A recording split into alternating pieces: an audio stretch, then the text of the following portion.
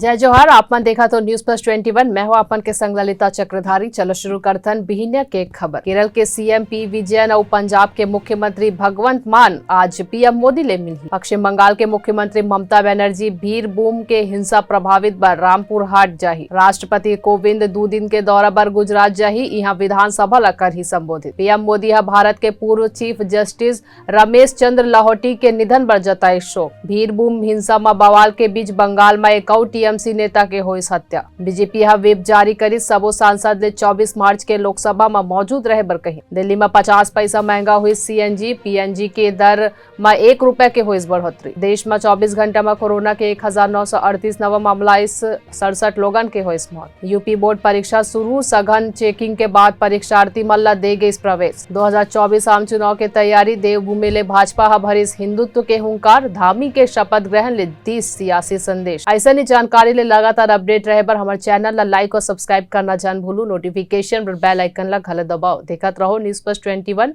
अपमन के हक की बात।